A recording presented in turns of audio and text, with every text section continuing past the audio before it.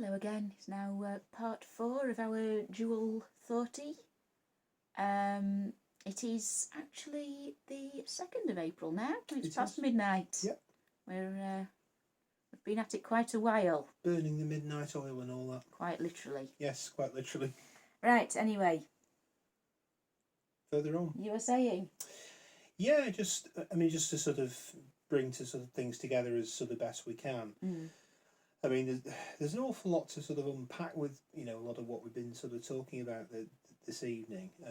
I think with the sort of the experiences of people having a lot of things in common, I think a lot of the time, if you are basically wanting your own sort of diagnosis, I think it's very important to kind of trust your own sort of feelings in the first instance, because you are always the best judge of sort of how things are affecting you in your own sort of life, if you will. And I think when you start doing your own sort of research and looking into things, very often, yes, there may be things that other people kind of have traits that that they have that you don't, but or vice versa.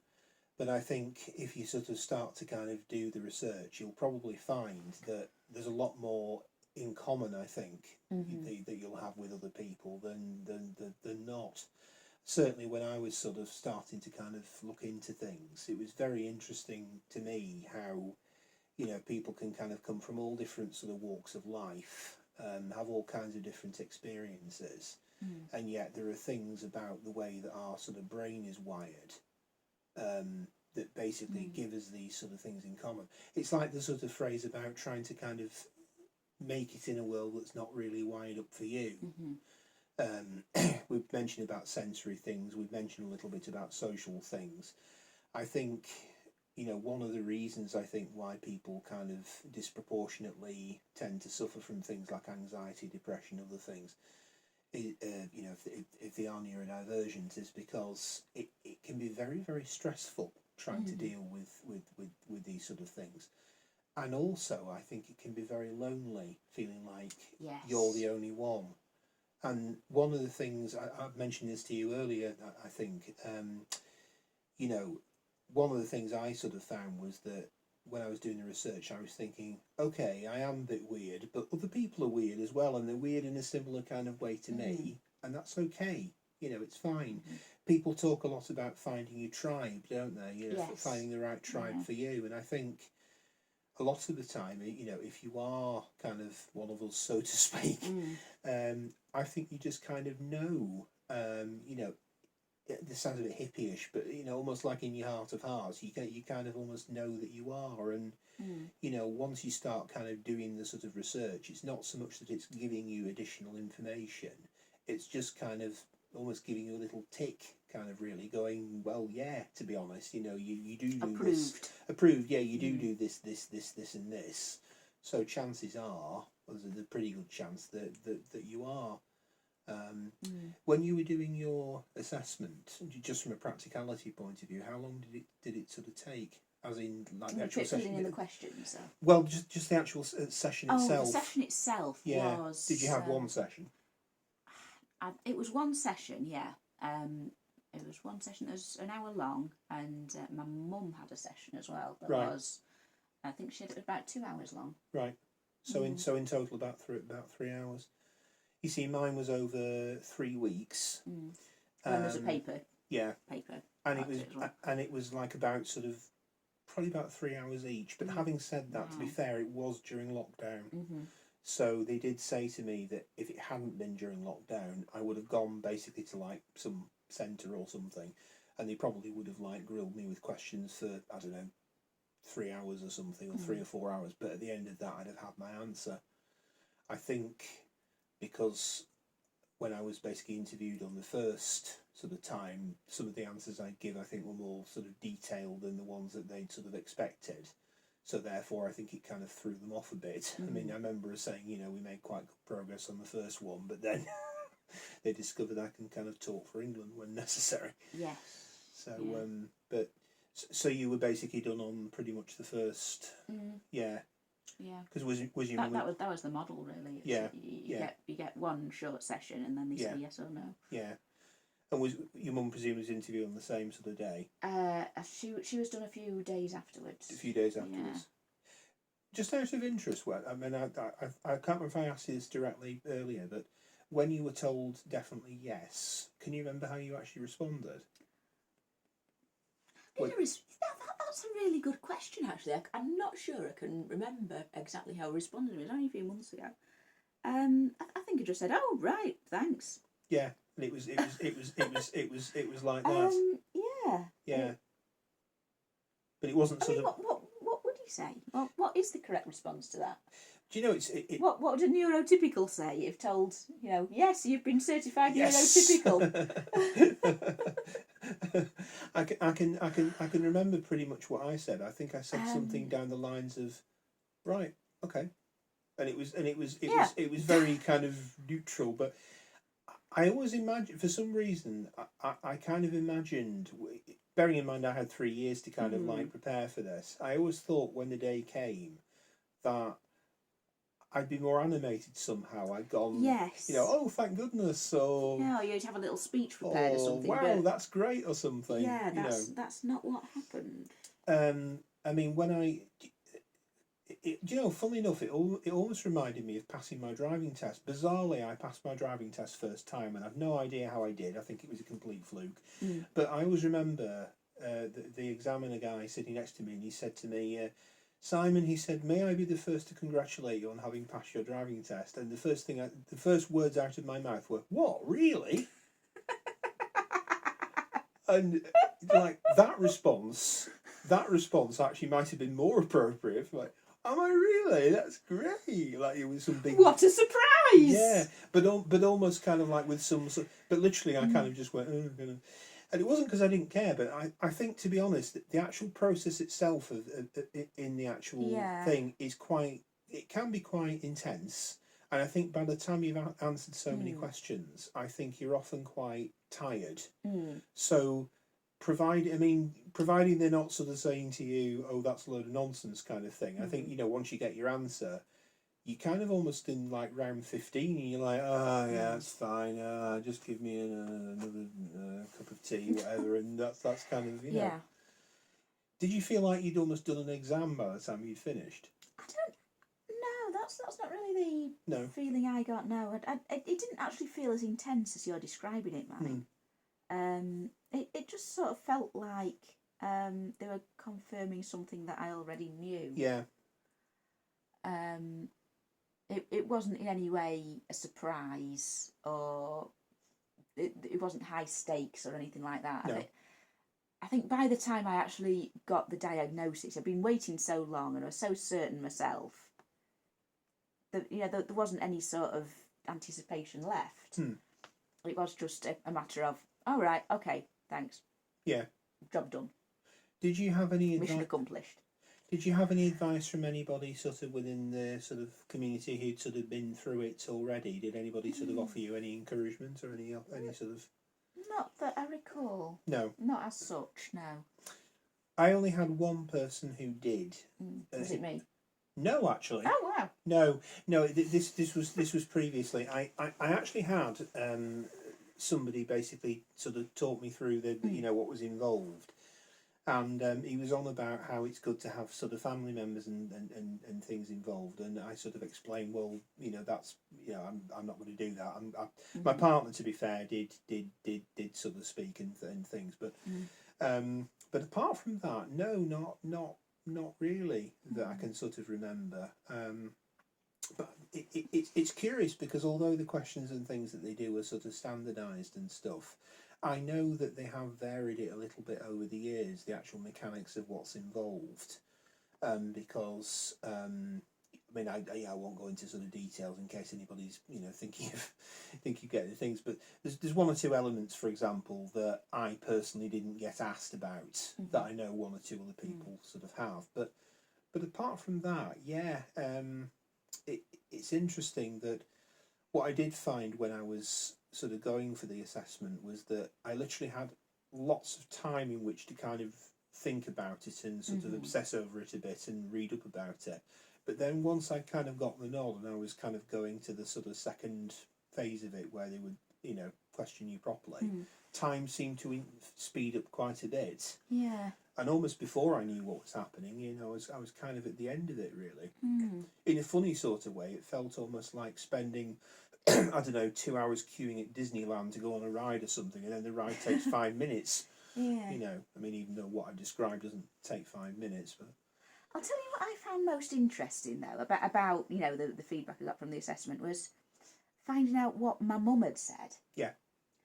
I found that really interesting. A lot of her memories from when I was a child are not exactly how I remember them. Like, she'd talk about how I'd play by putting my toys in a line and then staring at them. Yeah. Now, in my head, my toys were having an amazing adventure. And I was leading them through forests and trees and you know, all sorts of amazing landscapes and things. We were sort of fighting dragons and what have you. But, you know, to an outside observer, I was just standing looking at my toys in a row. Yeah. And I start to kind of think about, you know, how my games actually manifested in terms of my... And I realised I didn't actually act anything out when I was a child. My mind was always busy in my imaginary worlds, but I never acted anything out. I mean, it's like what we were saying earlier, you know. Yeah. And you know, when I watch my children play, they I mean, even my 1-year-old, you know, she's sort of copying things that we're doing and sort of pretending to use objects, like holding a cup of tea to her mouth and things. Not a cup, an empty cup to her mouth, so it's a cup of tea. And I kind of feel like I never did actually sort of interact with things physically, in the same way that I see other children doing. And, you know, that I've never actually realised that until I read my assessment feedback. Yeah. That was, you know, quite a big thing that hit me. Yeah. Yeah. That I didn't know about. I was quite excited about reading, you know, what my mum's view of things was. And yeah, it was a big insight. I had something similar with the feedback that I got, because although obviously it had come up during the sort of sessions and things, it was quite interesting reading some of the responses sort of back. I mean, one of the things, for example, that sort of came up was I used to have a lot of He-Man sort of toys. I mean, it was the 80s, so everybody was into He-Man. And See, this is the nature of spin. As soon as you say He-Man, my mind flies to Dougal's quilt cover. Yes. That was a very cool cover, to be fair. I actually had a friend at uni who had a very similar one. Yeah.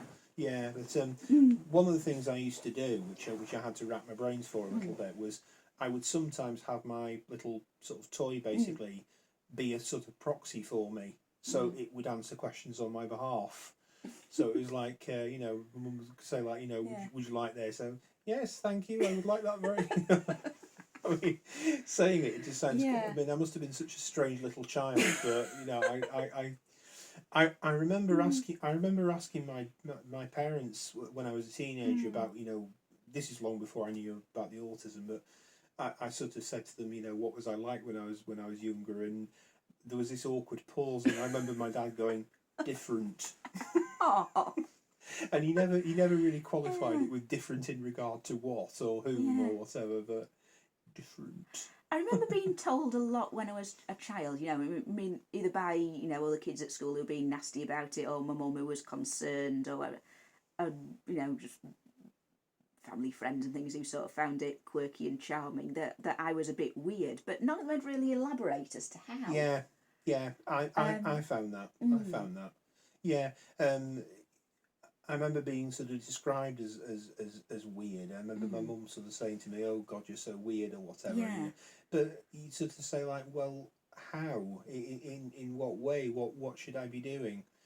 Have you ever heard of the concept of something called the uncanny valley? Yes. Yeah. It's a for just in case you're watching this and you don't know it. For the viewers at home. For the viewers at home, you can all 7 of you. All 7 of you. You can Google it, but essentially it's one of them's you, so from all 6 of you. all 6 of us. But Yeah. it's basically sort of to do in psychology with basically where you have something, it's usually like a machine or an android or whatever that has sort of human-like qualities, but isn't quite enough to pass for Yes. human. But it makes you feel very creepy. And it makes you feel Yeah. very creepy, right? Yeah. So basically, like one of the terms I heard was if you literally have something that is like basically just a data bank with buttons on it, people are fine with it. If you have something that's like almost like a replicant from Blade Runner and it's indistinguishable from humans, people are fine with it. It's where you have something that is sort of almost but not quite. And the thing with people with autism, you know, is that there is some people basically who don't have autism seem to be quite good, it seems, at picking up on the fact that you're not quite there, that there's certain cues that you're missing, or there's certain things that you're not saying or not doing, and it's very hard to actually know what they are, but or doing that no one else is doing. Yeah, but kids people on the head. Absolutely, kids in particular seem to be very, very good at sort of doing this. And it's quite. I remember watching a nature program once about honeybees, and it was on about the fact that, you know, like bees within a hive can kind of identify. So like if another honeybee comes that's from, it's like, oh no, you're not we, go away. You know, you're not. Kids are quite sort of tribal, but it's curious that the older you get and the more through schooling you kind of go, and the sort of gulf between the sort of, you know, social haves and have-nots starts sort of widening. And I found as well there was a sort of assumption that you wanted Yes. to be part of the big trendy group. Yeah, yeah. But I mean, I was never remotely interested in being friends with those people because I didn't like them. They were always horrible to me. I had nothing in common with them. Yeah. You know, why would I? Yeah. Why would you want to? Why would I be upset that they don't like me? Yeah. You know, but. Yeah, I mean, from a practical point of view, you think the only benefit really of, you know, having some sort of relationship with them in that sense is that they leave you alone. They may not bully you as much. Yeah. But then again, given that they seem to do that amongst themselves anyway, I'm not actually sure there's any spurious, you know, benefit to be had really. I don't know that they necessarily did that. They sort of avoided it a lot better than everybody else. Maybe I don't know. Yeah. But it's. I didn't actually know them all that well, so I didn't watch their interactions with each other. I just tried to keep my head down. Oh, similar. But the thing is, though, the weird thing with this is that this sort of sense of kind of knowing when something is a bit off. It's curious because there've been no end of occasions in you know, my younger life where I would sort of I would think I was making an effort with people. Yes, and it turned out you'd done it completely wrong. Yeah, and I'd be told afterwards, oh, you were really rude, or you did this, or you did that. You were over the top. Yeah, and I'd be thinking, why did you say that? Yeah, and you'd just be thinking, well, you wanted me to be nice. I was nice, wasn't I? You should have been more specific. Yeah. Well, what sort of behaviours were you after? I'm sorry. I'm going to go back to Father Ted again. That's all right. There's this scene, right, and there's a guy called Henry Sellers who's like a TV presenter. He presents a quiz show that they've all been watching, and comes into the room, and and then Ted goes and greets him. Dougal's a bit shy. He's completely tongue-tied, starstruck, and Ted says to him, "Say something." And there's a bit of a pause, and then he goes, "How old are you?"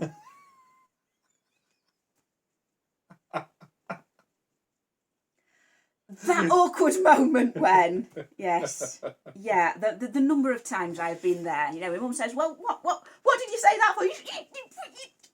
Yeah. What did you want me to say? Yeah. Yeah, and it's like sort of first question that kind of, Yes. It's almost like those sort of terrible interviews they used to do in sort of Smash Hit magazine or something. They're like, "What's your favourite colour?" or something like that. You know, it's imagine asking somebody that. Yeah. Purple. Obviously. Green/black. Purple. Okay, purple. Inflexibility.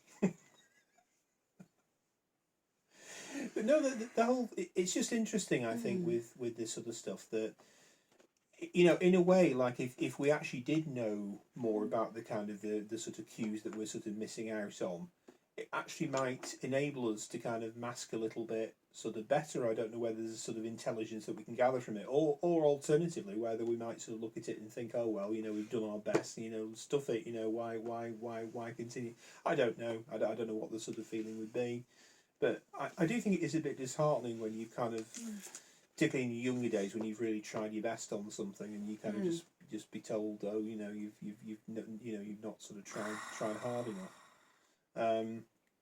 But yeah, that one. social awkwardness thing, though, unfortunately, I think is, we were saying before about pros and cons, and I think, you know, whilst I think, you know, there's an element of sort of practice involved, you know, like you sort of masking can sort of improve as you sort of get older, kind of thing. I think beyond a certain point, it probably doesn't. I think there's probably a glass ceiling somewhere, and, you know, yes, if you were to spend lots and lots of hours doing, you know, activities that you don't particularly enjoy or whatever, you know, you could sort of, you know, fake it better or whatever. Yeah. And also that, you know, beyond that, you really can't do it. And also there comes a point where you think, why on earth should you? It's your life. You know, you're not kind of, you know, forcing other people to, we said this before, didn't we? But you're not forcing them to kind of, you know, imagine if we were to go around insisting that everybody behaves autistically. Oh, that'd be ace. Yeah, it would, but for us.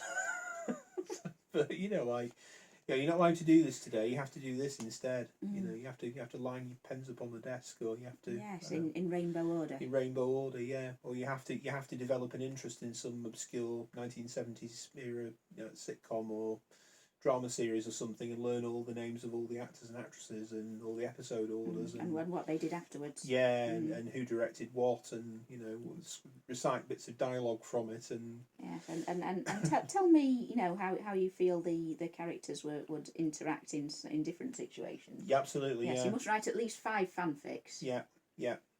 You have to go through them all and do like Myers-Briggs personality test index on each one. You know, who would be a. You What's know, their Enneagram number? Yeah, yeah. Enneagram's the other one. Yeah, yeah. Place them on a political compass. Yeah, yeah. All that kind of stuff. Yeah. So you know, label them all accordingly, or you know. I found that doing the political compass were quite interesting with Camberwick Green, actually. Oh right, okay. Yeah, there was quite a nice even distribution. I can imagine that, actually, because it's quite an ensemble sort of piece, isn't it? And it's, yeah, I mean, you tend to find, don't you, with a lot of children's programmes, for example, there'll be sort of like 1 or 2 main characters, and then everybody else will be off that. But I suppose with something like that, it is quite an ensemble thing, isn't it? Because essentially there isn't really one main character, is there, as such? Sort of, is there? Kind of? Whitney Miller. Yeah, okay. But they don't always focus just on him, do they? They kind of move between characters quite a bit, don't they? So you don't always kind of see things through the same. I suppose that's kind of unusual in a way, isn't it, with sort of kids TV? It's a very unusual programme altogether when you actually sit and analyse it and compare it with others. And, yes. I mean, it's certainly. I mean, it's.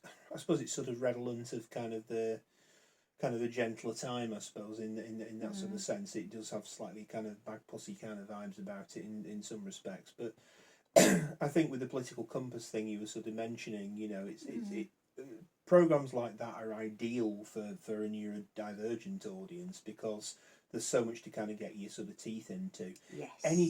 I think it's probably no wonder that there are so many neurodivergent people who are fans of something like, say, Friends or something, because you've got your main characters, but then there's so many kind of like, you know, additional characters off that, or, you know, what do you think so and so would do in this situation if they were with so and so, and I got to say, I do enjoy discovering things from the past that have finished. Yeah, me too. That have come to an end, and you can say, right, there's a complete, you know, fictional universe here. I fully agree. Everything's I fully agree. everything's been resolved. I fully agree. Let's just go. Yeah. Because you start watching a drama series that Yeah. is still in progress, And it just goes on and on and on. you don't know what you're committing to. Yeah.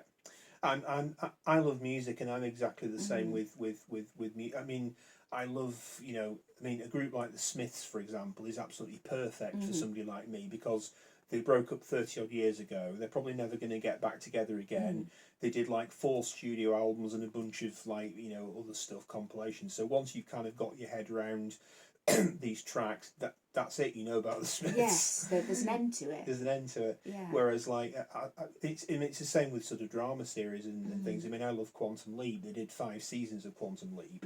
So literally, you can go buy the box set of Quantum Leap when, you know, and work your way through it, and that's it. Whereas, as you say, if you get into something like, I don't know, picking on Luther, for example, as a modern day series, they've just done a film of that. Well, who's to say they won't do another film and another film and another film and... Or soaps. Soaps just go on. Yeah, I mean, the nature of soap is they just go on and on, isn't it? Yeah. I started getting really into Poboli Coon when I was learning Welsh. Yeah. And I said, why am I watching this? Because you have to... you have to watch every episode to follow the story and get to know the characters and things. And I was... Yeah, I just, why am I frittering away my life watching Poboli Coon? Yeah. And it started because I just wanted to watch something that was in Welsh. Yeah. So I could listen to people actually speaking. Yeah. But I got way too emotionally involved in it. Yeah, that's the thing. I mean, with soap operas, I mean, I've never been a soap watcher. You don't necessarily have to, you know, have watched them right from. In some cases, you can't, can you, unless you were around at the time. But but it is. I agree. I mean, I think if you're the sort of person who likes neatness and completion, they are by very definition big unwieldy things that go on and on and on and on. I mean, it's when I was. It's not an exact example, but when I was younger, I quite enjoyed the sort of the Star Wars films when I was about 9 or 10 or whatever, and you know, we had the original trilogy, and that was fine. I'm probably gonna get flamed in the comments for this, but anyway, we never get any comments. Don't worry. Yeah, fine. And literally, like, okay, so they decided to do the prequels. I mean, I watched those, and that was fine. And then they kind of went on and have done more, and this and that, and all the rest of it. And I mean, I'm not particularly as into it now, but I kind of think if I were getting into it now, and I was, say, like 12, 13, 14, whatever now, and watching this stuff, that would really put me off. Yeah. Because there's so much media out there, it can kind of feel almost overwhelming. Well, they still bring out, you know, Robin Hood films about a couple of times a decade, don't they? And that story's nearly 1,000 years old. Yeah, that's actually a really good point, because there are certain almost public domainy kind of things which you know I mean, it's sort of similar with things like you know King Arthur and the Knights of the Round Table or something like that. You know, they're constantly doing it. But it is interesting also where you'll get a standalone work that you'll really enjoy, and then somebody somewhere will go off and do a sequel. Yeah. And then there'll be another sequel. A good example, I mean, I enjoy horror films. I'm a horror film fan. And one of my friends was saying to me the other day, they were saying, oh, you know, they're bringing out, you know, Scream 6 or something. Are you excited for that? And I remember saying, I just sort of said, well, no, to be honest, because I enjoyed the original one quite a lot, and I thought the second one was interesting. And then beyond that, as far as I'm concerned, it's fine. You've done what you needed to do. Yeah, they just end up doing the same thing over and over, don't they? Yeah. Or just making it so utterly ridiculous. Now, granted, you don't have to be... that you lose the feel of the original that you enjoyed. Yeah. I mean, granted, you don't have to be, autistic to think that particularly. I mean, lots of people who think that, but I think it's interesting that you know, if something is sort of accessible, you know, there's a limited amount of content. As you say, you know what you're signing up for. Yes. In advance, then really, I think that does help quite a lot if you happen to be on the spectrum, because it's the sort of the sense of predictability, and also the sort of sense that you know in advance what it is that you're going to be doing. You know how much time is going to be spent. You know, if I do so much, I'm going to get through them in such and such a rate. Oh yeah, this show had 4 series. Yeah. of 6 episodes. Yeah, I can commit to Yeah. a couple of weeks of watching this and seeing what I think Yeah, of it. and it's not going to suddenly sort of flip the script on No. you, and it's not going to suddenly go, aha, there's a secret season that you didn't know about, you know. I think possibly what we like is we like projects that are our own projects that we can kind of manage in our own way and in our own time. Mm-hmm. And that's why I think a lot of the time we tend to be good in work at things like, you know, project management, provided the parameters of it are, you know, okay for us, I think. If people sort of say, right, there's a clear deadline on such and such a thing, we need this, and this, chances are we'll be okay at it, providing it's within our sort of skill set and all that kind of stuff. It's where you start getting vague instructions about things, and it's like, well, at the moment we need you to do this, this and this. However, it's possible that something else might be added in, or something else might be added in, and this is where the anxiety starts overflowing, because it's like, well, is it or is it? You know, tell me, which is it? You know, yes or no. Or they don't give you your shifts. Yes, yeah. It's possible we might need you to work on Wednesday, but then again, it might be Thursday or it might be Friday. We're not sure. Yeah.